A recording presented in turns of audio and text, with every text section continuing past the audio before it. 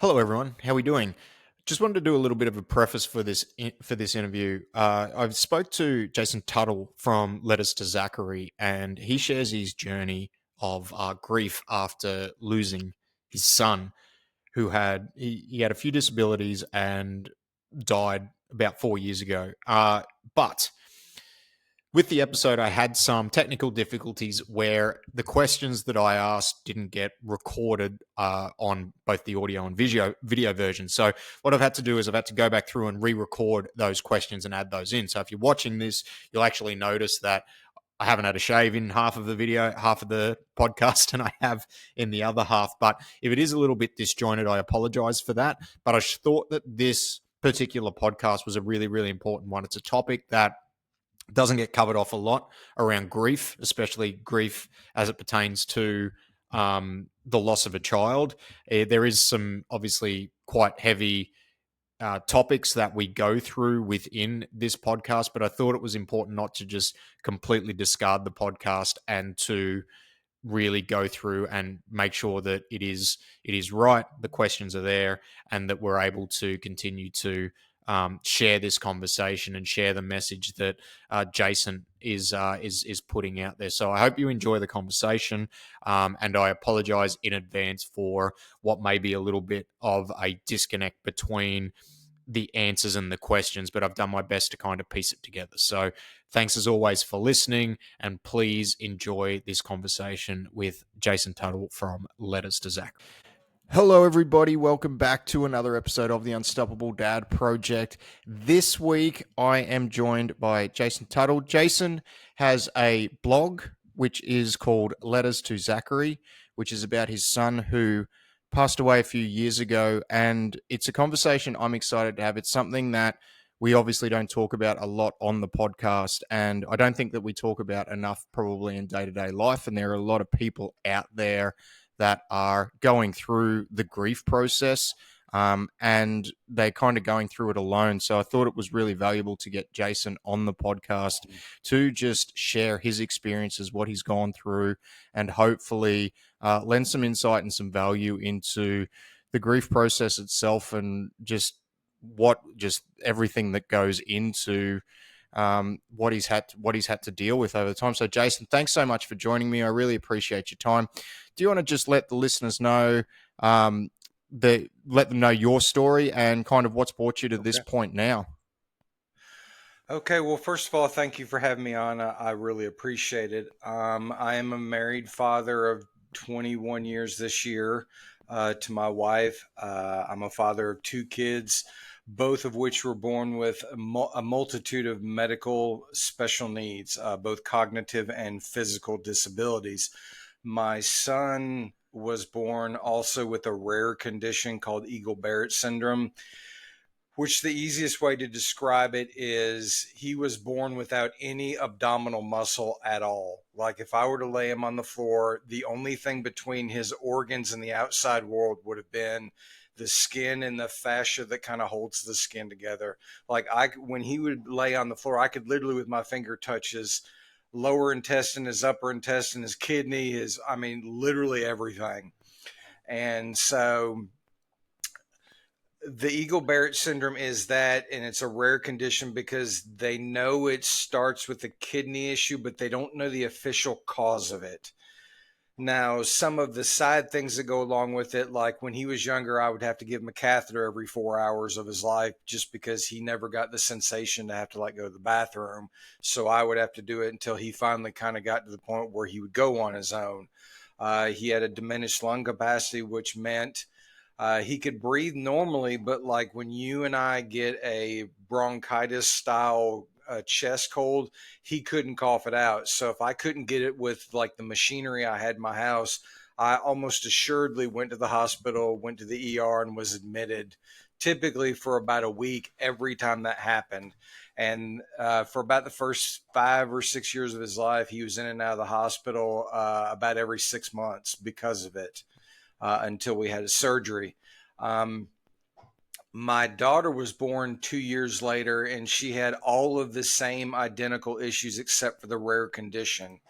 So within the first 2 years of my wife and I being married, we had two kids with multiple disabilities, some rare, um, and the others being identical, meaning the identical things between my two kids are both of them had neurological delays. They were severely delayed, which means my son was 15 when he passed, and my daughter, who will be 16 this year, both functioned about 4 to 6 years old. They will probably always function about that age.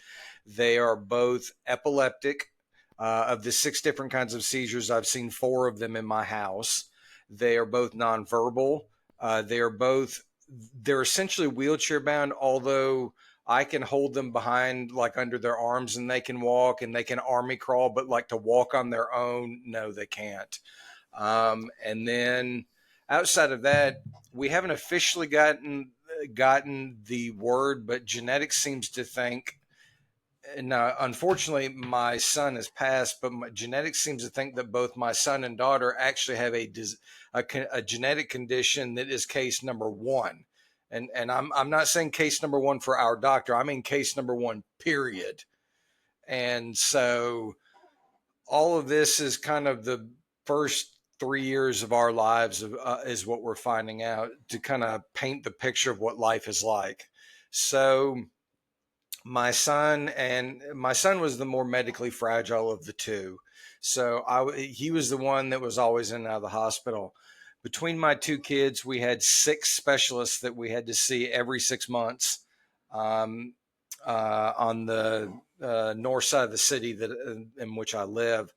And so, kind of our daily routine was I'd get them both up. I'd get them, I'd have to lift them out of their bed. I'd get them ready. I'd get them in their wheelchairs. I'd get all their braces and things on. The bus would come. I'd kind of shove them off to school. I would do kind of the stay at home parent stuff that I would do every day, which is your typical housework, but towards the latter part of the day included kind of my medical procedures that I knew that I had to do when my kids got home. And then I did that all the way until they went to bed, and I kind of recycled and repeated every day is what I did. Um, as a parent with a child with a chronic illness, although it's not likely that they'll pass away, it was always something that was kind of in the back of my mind, just because of when he did go to the hospital, my son, that is, it was always a major issue. There was never a light time that he was in the hospital. When I would take him for his respiratory illnesses, it was he would be in there where it was just forming, and then overnight it would just explode, and he would just be completely congested, and like I had to be in the hospital because even with what I had in the house, there's no way I could have taken care of it at home without medical professionals.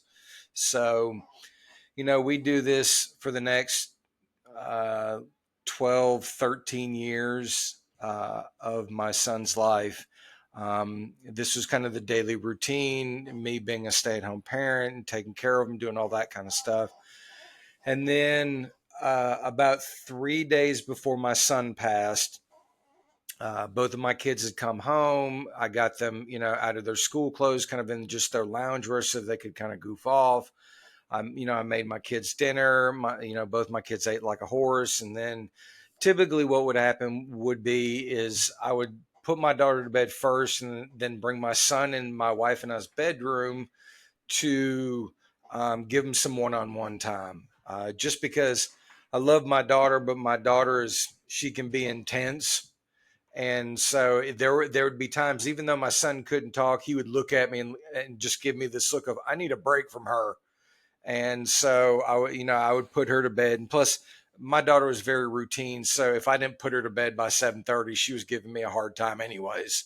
So I put her to bed, and that night we lounged for about an hour, and then my wife went to go brush his teeth, and we initially thought she went back just a little too far and kind of hit the gag reflex, and he threw up a little bit, which didn't really surprise us.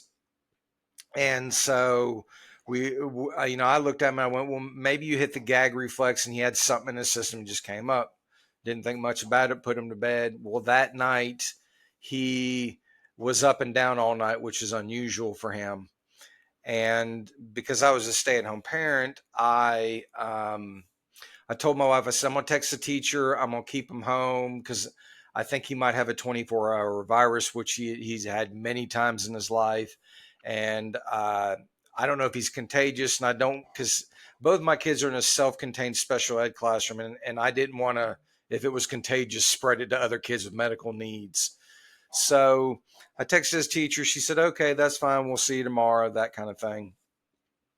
And so I kept him home, and all day I kept telling him, buddy, you can take a nap, because I knew he was tired because he hadn't slept the night before.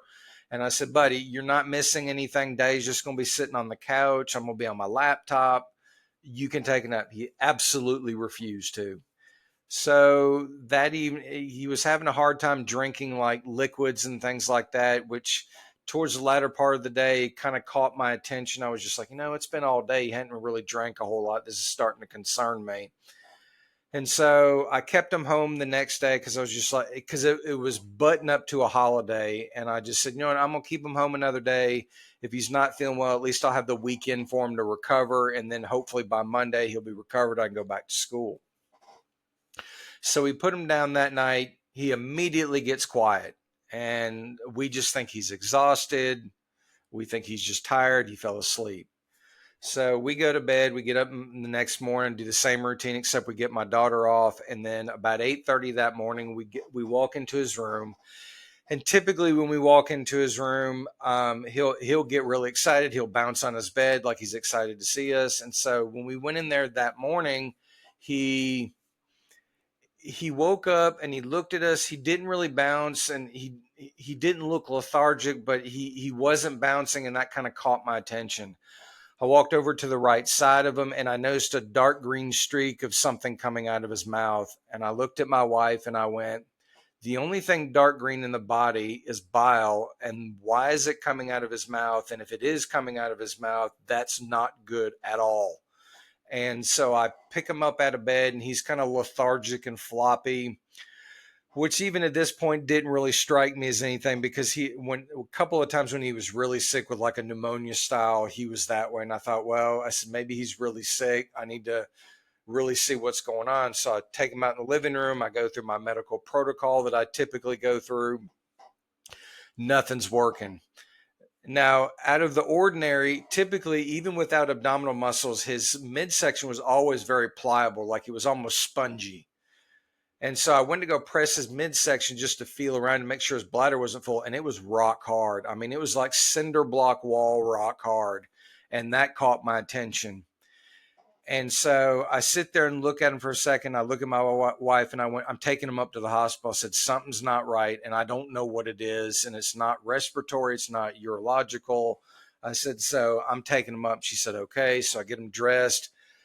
I get him in the van. I'm doing 90 miles an hour up to the hospital. I get into the ER and I skip the line. And, the security guard walks over to me to say, almost as if to say, you need to get in line. And I look at him and go, I don't think he's breathing. I need help. And so the nurse comes over to me, and I've been in this hospital 100 times. And this is the first time I've ever gone in a full run back into the ER to a trauma room to get him help. So we're in the room. I instinctively put him on the table. I back out of the way in hopes that they'll let me stay in there just because he's nonverbal and I can tell him what's going on. And they do. And they immediately start chest compressions. And, in between this, the head ER docs ask me, why did you bring him in? How long has he been this way? And all these questions. And after about 10 minutes of chest CPR, they shock them, and literally nothing happens on that monitor. And even though my brain doesn't conceptualize it at that point, in my head I go, he's not coming back. I had looked at those monitors 1,000 times, and with the way it reacted after they did that, I thought, he's not coming back. And so they worked on him for about 45 minutes, and then they pronounced him about an hour after I brought him to the hospital that morning. I will say, I had a moment there, understandably, and then I regained composure, and as a father of a special needs child, you learn very quickly you've got to kind of compartmentalize things just so you can get things done. And, I needed information. I'll never forget that phone call that I made home to his mother that thought he was just being admitted for an illness, that he was going to be, come home in a week, whereas he was sitting dead on a table not an hour after she just saw him.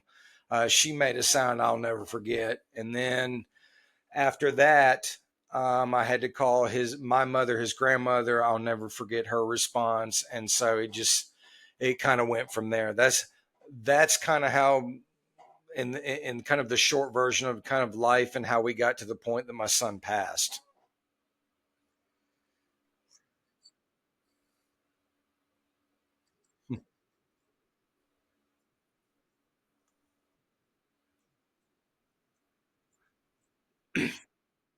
Thanks for sharing that. So, after going through all of that, what do the next couple of days look like? So, after my son had passed away, obviously I had a moment, and then I regained composure and I kind of compartmentalized things.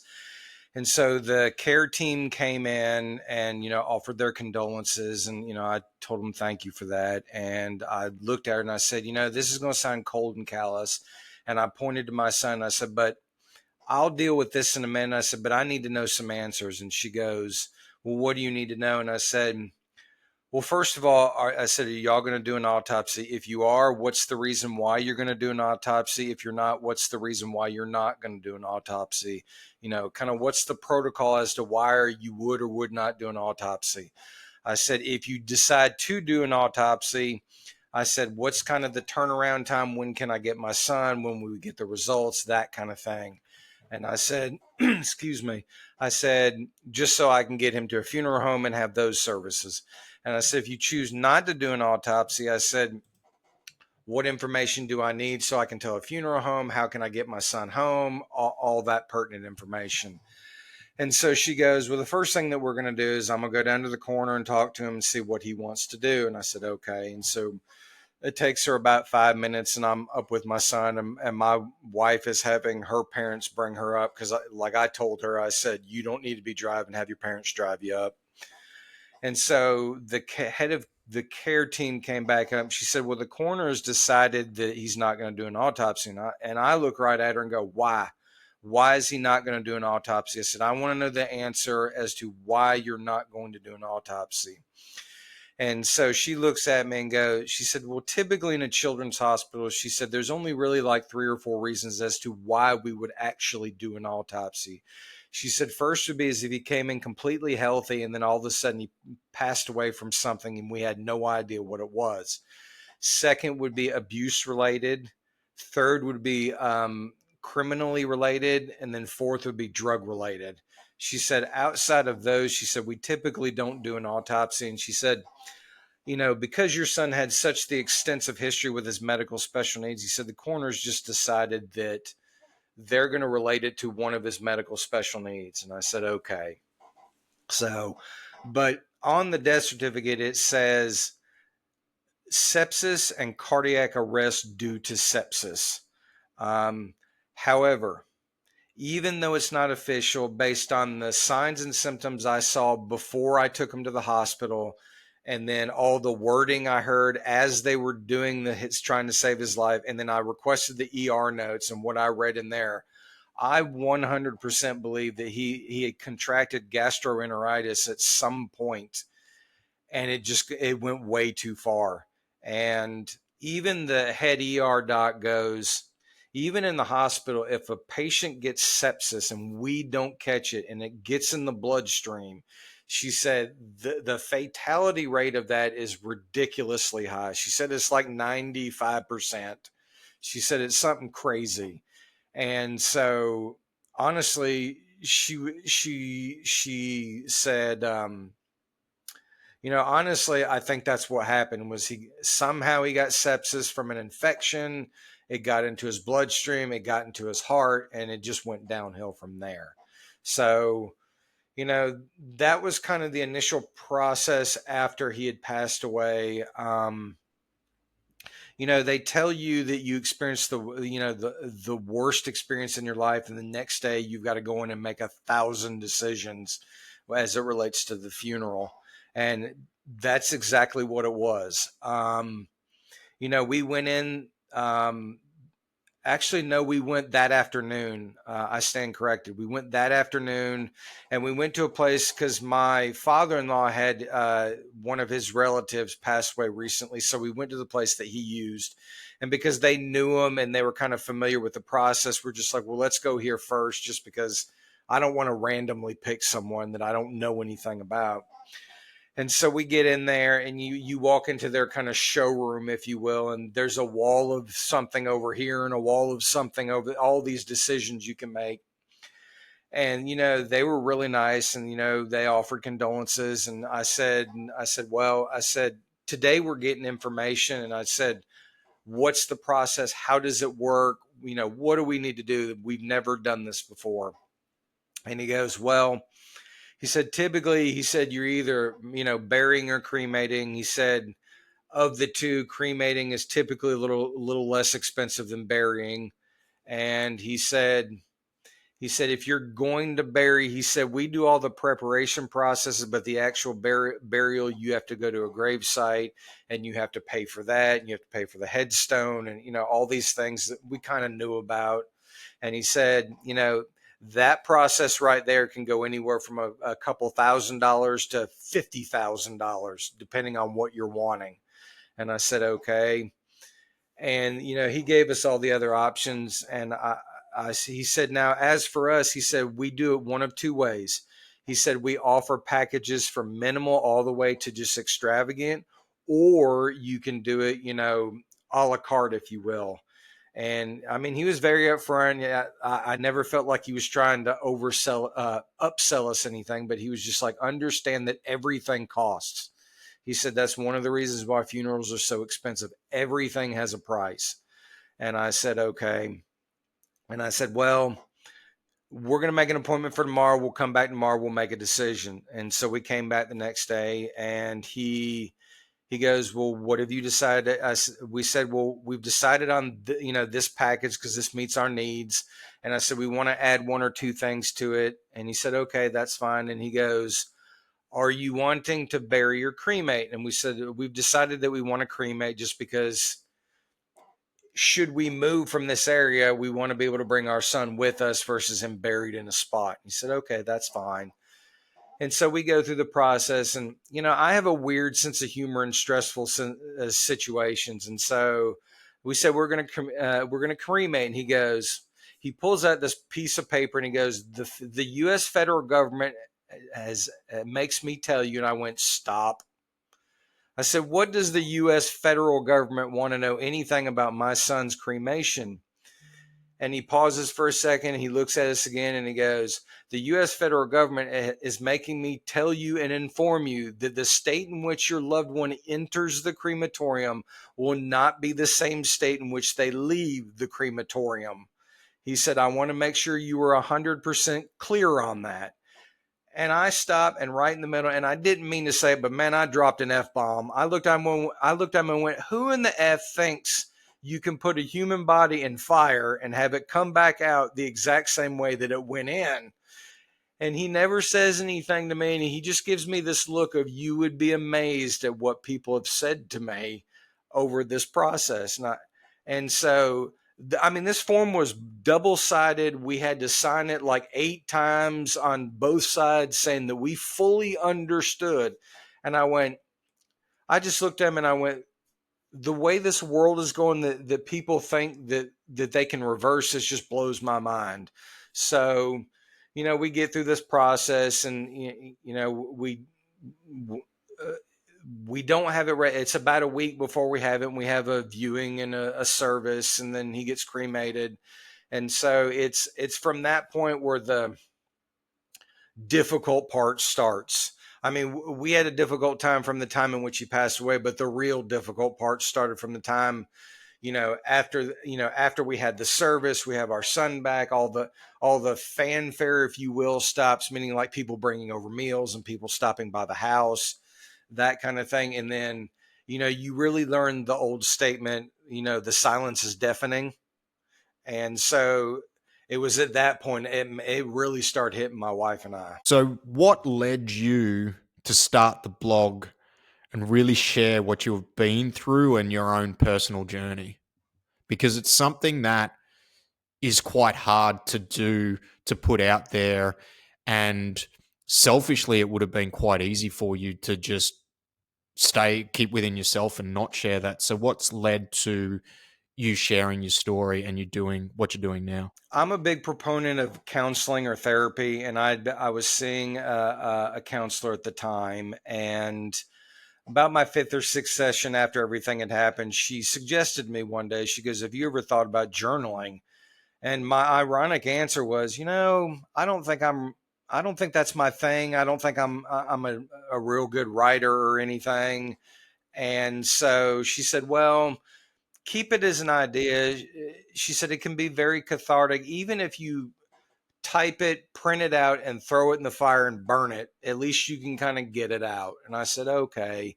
And that idea I wrote down, and it literally sat on my side table for probably 8 months afterwards. I mean, I didn't touch it for the longest time. And then one day I was sitting on my couch on my laptop, and I was having a really hard time. I was having an emotional moment, and I opened up a Word document, and in letter form, I put the date on there. Dear Zachary, and I just wrote in letter form.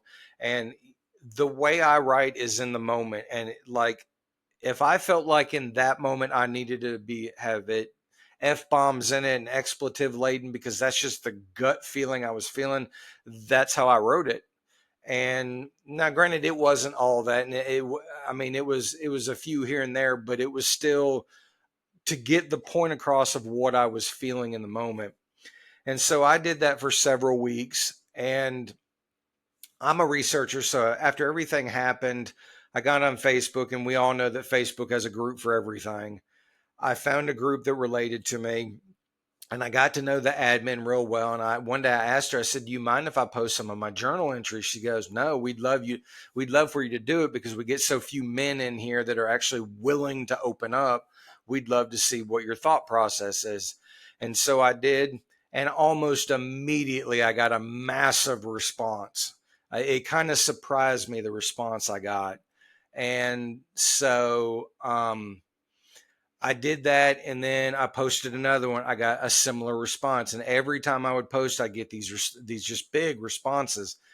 And I mean, I had some women go, "We don't know each other, and I've never told anybody exactly how I feel or what's kind of in my gut of how this is just tearing me up." And she's just like, "After reading your letter, you have exactly explained exactly how I feel, word for word."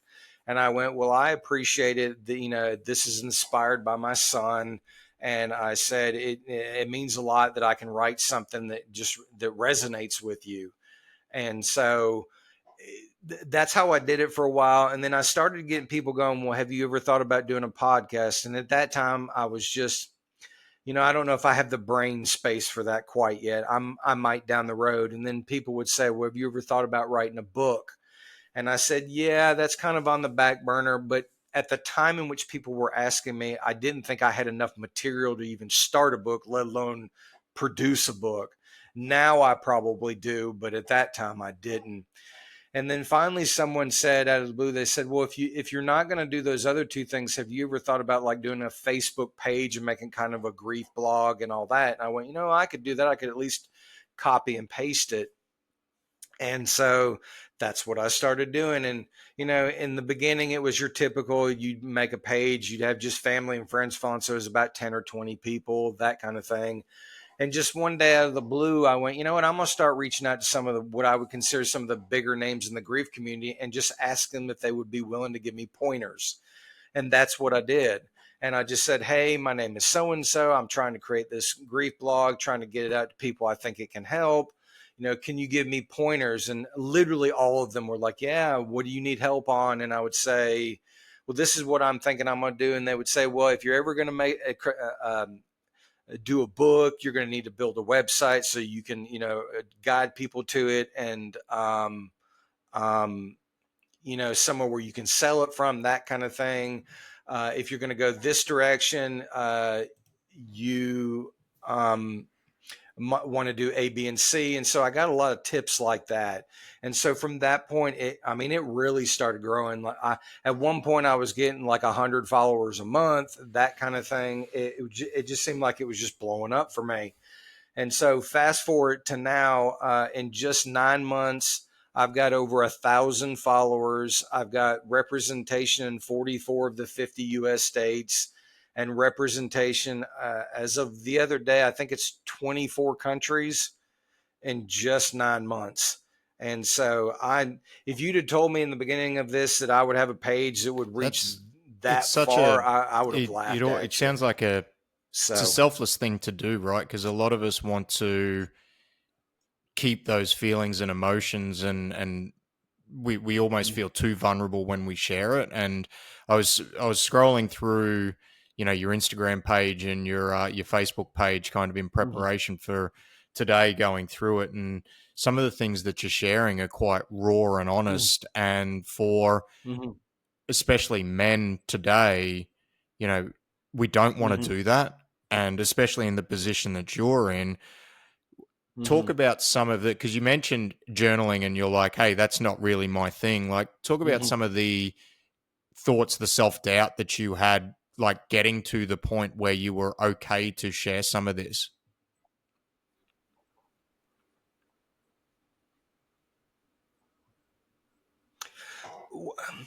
Those of us in the grief community, we all get to the point, in the beginning we tend to almost verbally vomit on people just because we want to get it out.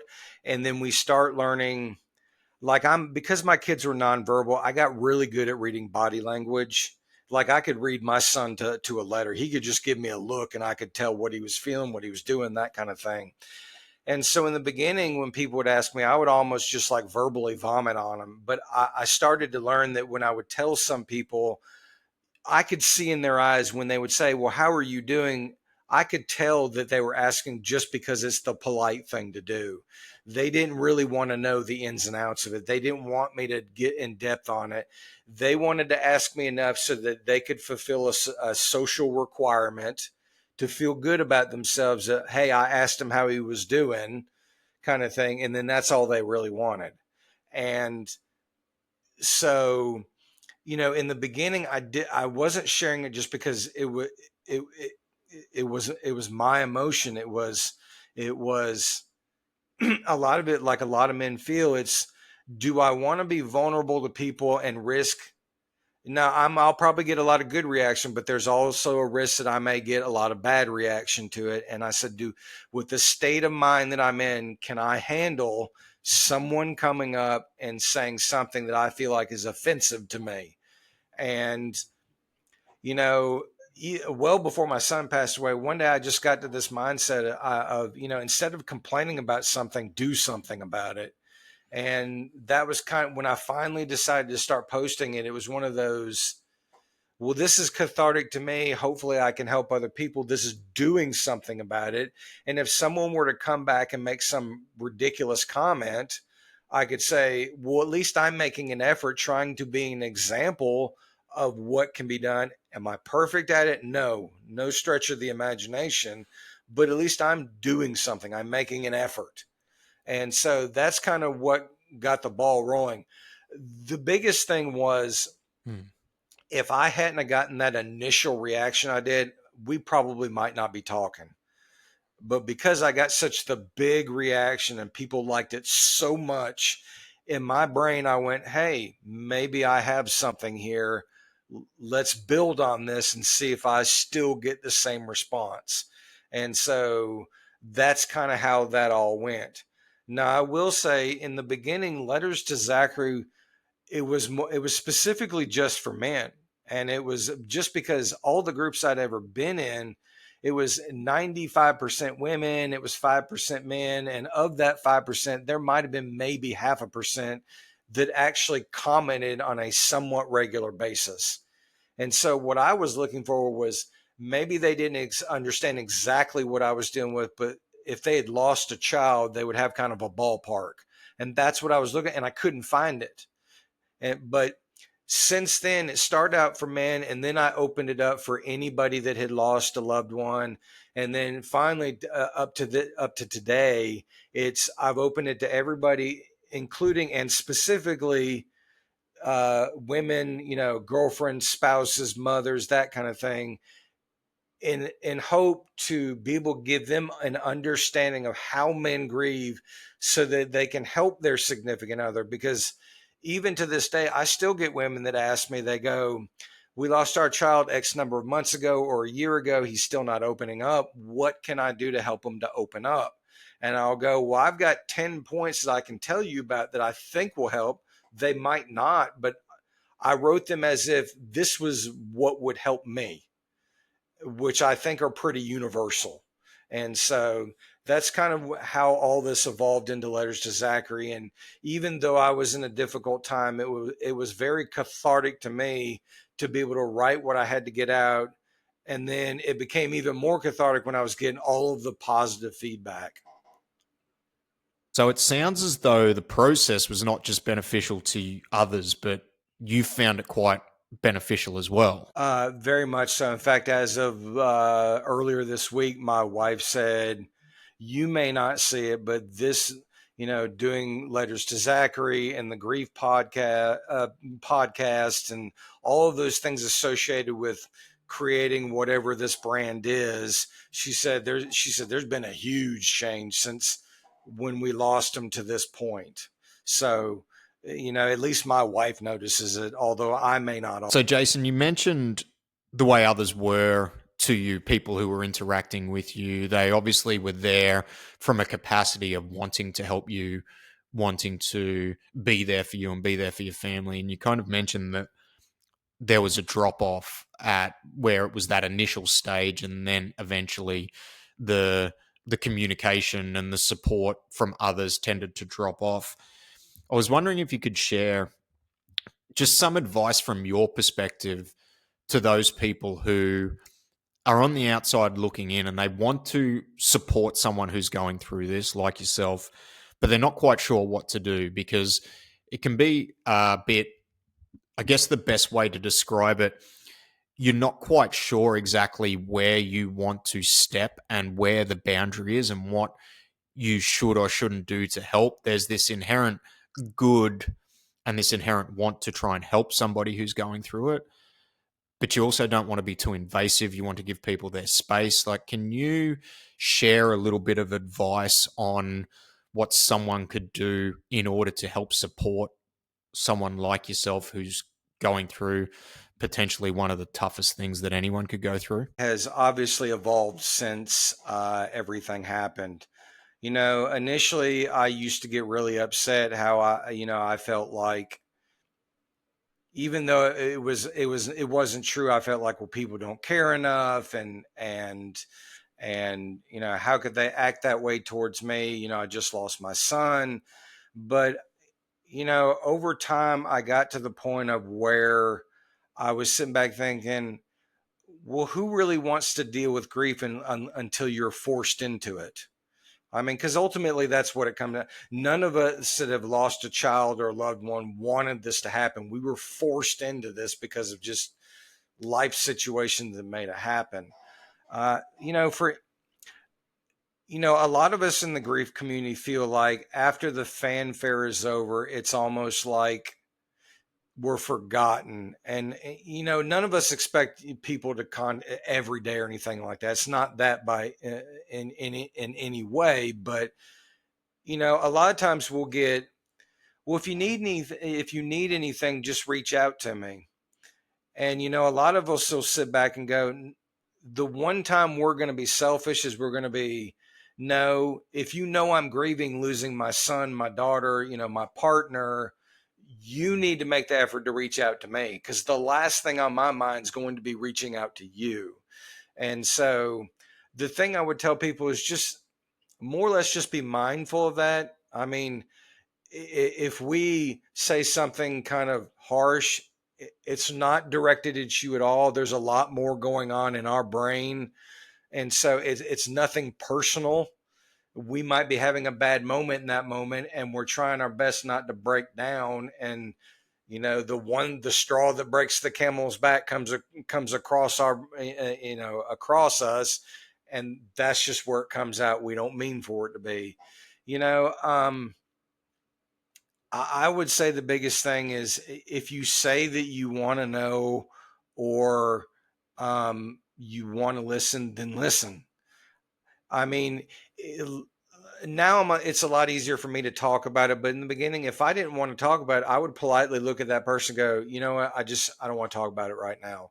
And so I was never mean or rude to them about it. So don't be afraid to walk up to someone and think, well, just because you say my son's name, I'm going to break down and cry. Believe me, I know every day he's passed away. You're not going to remind me of that. And, you know, there's a lot of us that feel like once everything's done, we're just kind of pushed to the wayside. And a lot of us, from the time that we lose someone, we lose a lot of family and friends over, especially when people think that we've grieved too long, that we've gone beyond whatever the normal standard of grieving is. And so, yeah, I would I would tell people, just be mindful. We're not taking anything out against you. If you want to know, please ask. If you don't, I mean, honestly, if you don't want to know about that, we won't be offended if you don't want to ask about it. It's a difficult topic. I get the reason why some people don't want to talk about it, because it forces them to think about a difficult topic that they may not want to think about. Thinking about mortality and death is a very deep topic. And so, just talk to us normally. I mean, for the longest time, I would kind of get those, I hate to say it, but the pity responses. Hey, how are you? And I could immediately, based on the tone in which they were saying it to me. And again, I was never rude to them, but I wanted to go, just stop. Talk to me normally. Don't, just talk to me normally. And so, I mean, it's really that simple. It's not anything. So I guess one of the biggest messages there is to just make sure that you keep supporting the person. Like, don't just go MIA after the first initial part of time has passed, right? Like, you want to make sure that you continue to support them, continue to reach out, and continue to be there for them even months and years after it's happened, because it's not a process that just stops. It's a ever growing process. Now, going through all that, you've mentioned how long you've been married for. How did you keep your marriage working? Like, what were some of the challenges that you had to go through with that? Because it's something that would be very, very hard to allocate time for and keep on track. So how did you keep your marriage on track going through all that?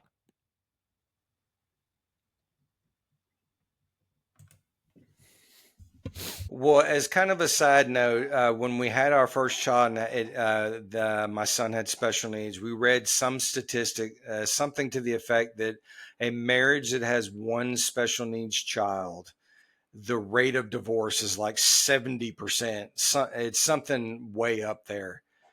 And so, and not that that would have ever been a choice for us, because we literally told each other, uh, uh, before we ever got married and all that, I said, I'm only in this once. I'm not doing it again.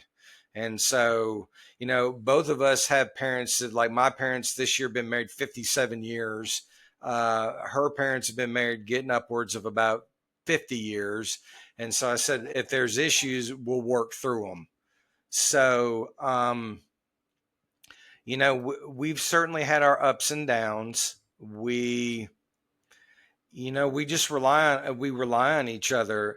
The strengths that I have, she may not have, and the strengths she has, I may not have. Like, she's definitely a heck of a lot more patient than I am. I will 100% tell you that I'm a person that a lot of times I want to move faster than the system will allow.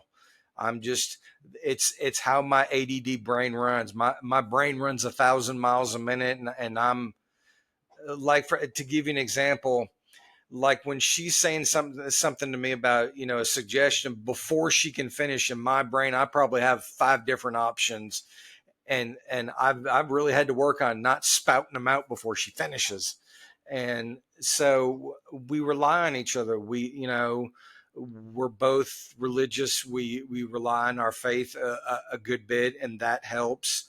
um and you know, and in more of a kind of a comical sense, we're both very stubborn, and we're not going to let anything happen.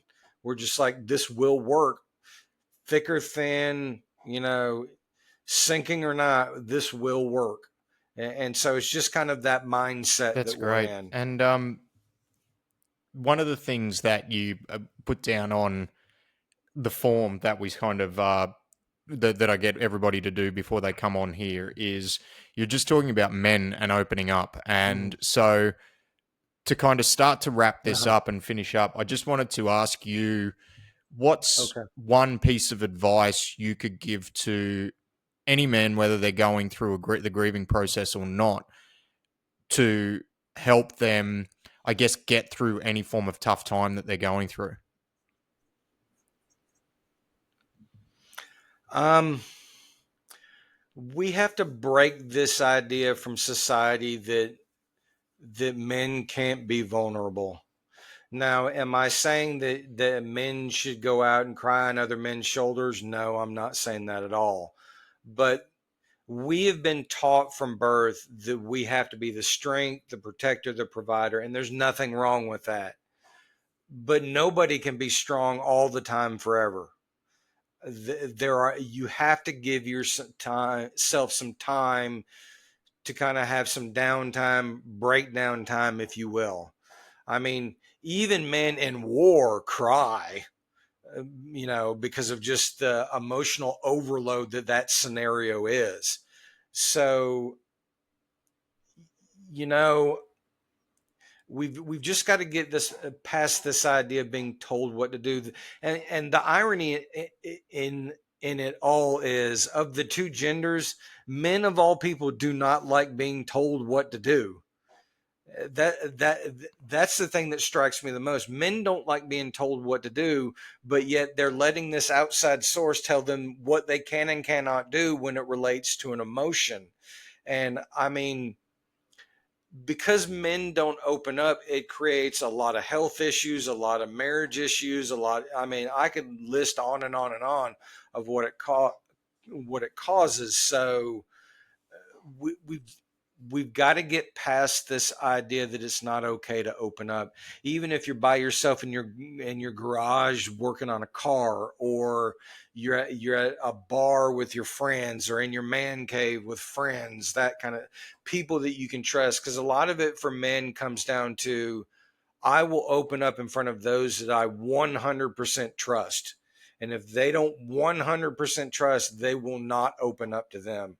So it's getting them in that scenario to get them to be And able to it's open up. you know, as a man, I think it's funny that you mentioned that, where as men we don't like to be told what to do, but then we're letting these preconditions dictate what we're Mm-hmm. doing to a point. But then also too, as Yep. a, like you mentioned something in the last you know, for when we were talking about your marriage, and you were talking about you coming up with solutions and things like that. As men, I think we all naturally want to fix things as well too. Yet when we're dealing with Yep. emotional Mm-hmm. trauma or stress, we we don't want to take the steps to Mm-hmm. fix, though, like, or not, the fix may not be the right word, but to Mm-hmm. correct what potentially may be holding us back. So it's almost like on two fronts when it comes to Mm-hmm. men's mental and emotional health.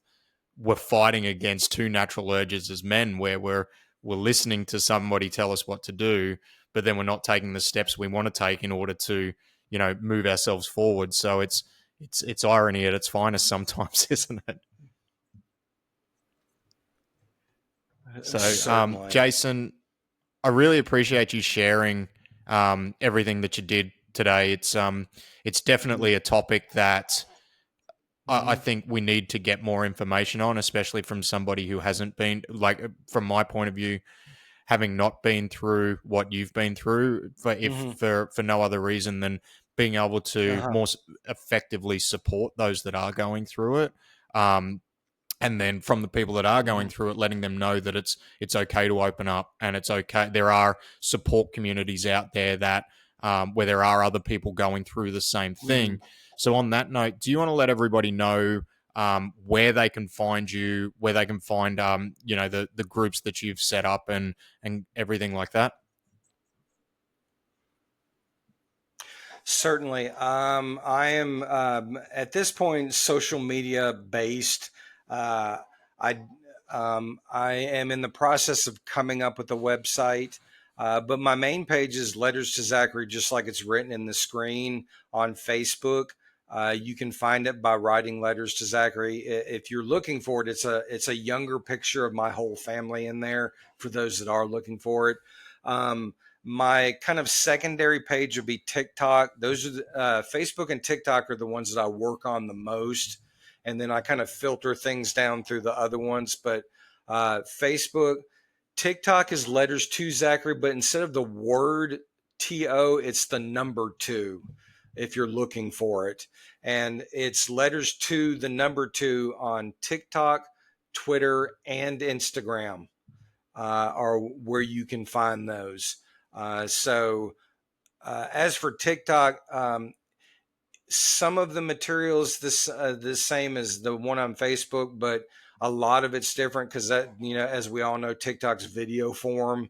And honestly, I never thought at my age I'd be doing TikTok You and me videos, both. That's but here we are.